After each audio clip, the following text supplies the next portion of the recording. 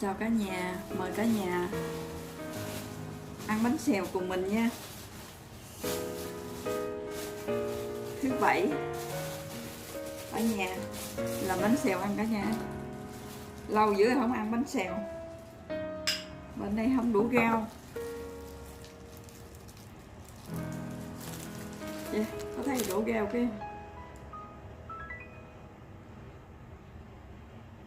rau bên này chỉ có rau lá tí tô và rau ngò với cải xà lách thôi, không có mấy món khác, không có đủ cả nhà. Ăn tạm đi.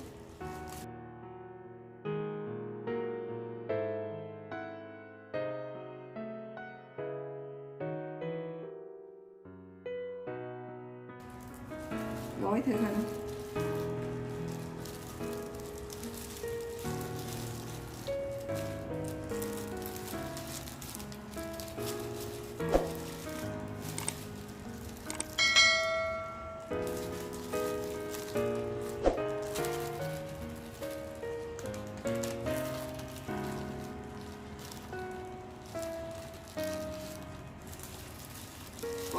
Gói thì chắc ăn chắc làm cũng không.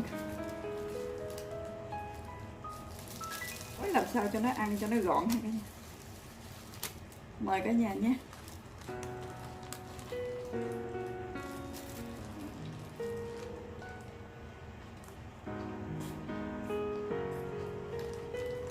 Ăn không được gọn.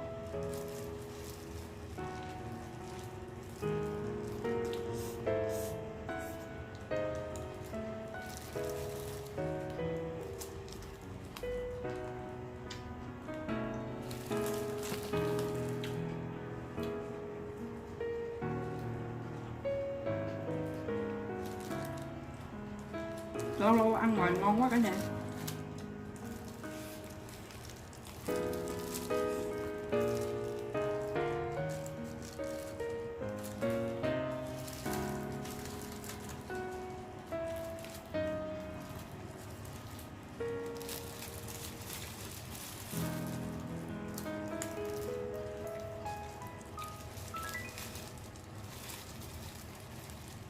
Mấy cái cọng này bên đây nó cứng quá. Mấy cọng rau bên này. Ăn bánh xèo này không thể nào mà gấp đũa được. Phải cầm như thế này ăn mới phải là bánh xèo.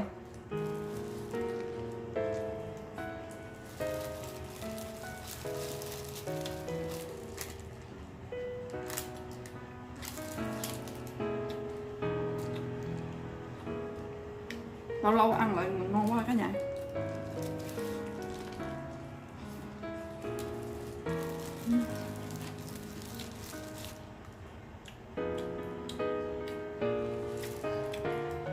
Cái này phải có rau thơm, rau lủi này mới ngon.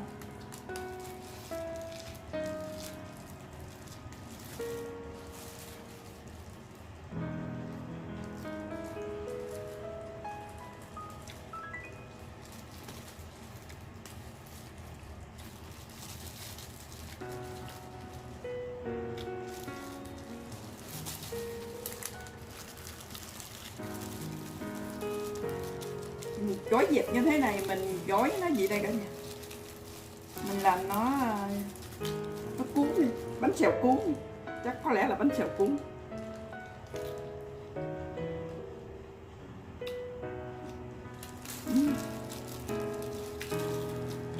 Cuốn như này nó gọn này, có những mình kẹp nó lên đây.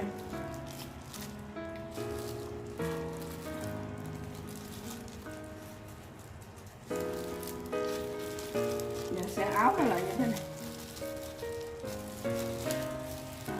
cầm như thế này nó gọn này.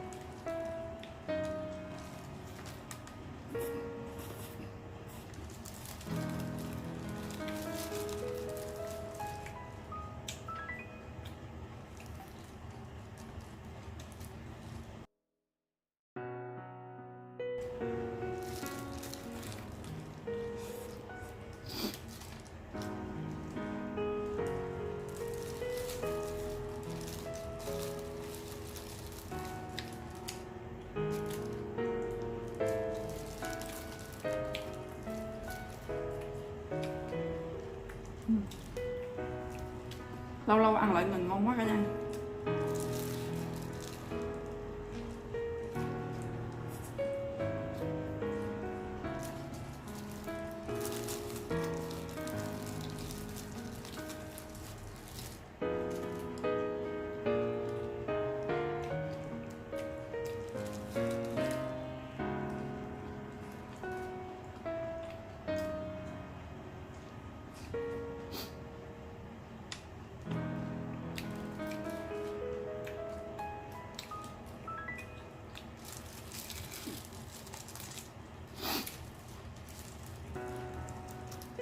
Cay quá.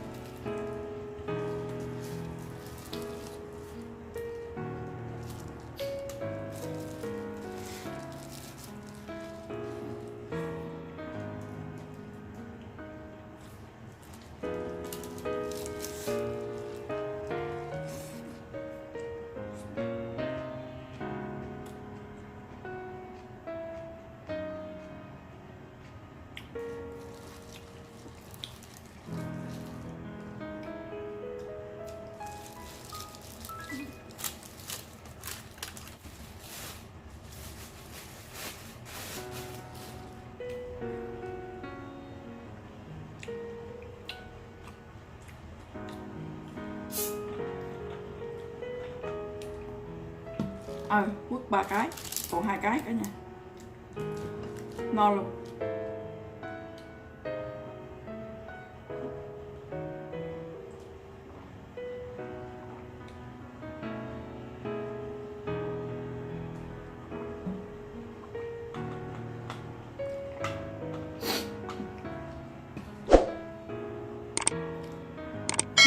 Video của Tiền đến đây xin kết thúc. Cảm ơn quý vị và các bạn đã xem hết video này. Nếu thấy hay hãy bấm chia sẻ và đăng ký kênh. Xin chân thành cảm ơn quý vị và các bạn rất nhiều nhé. Bye.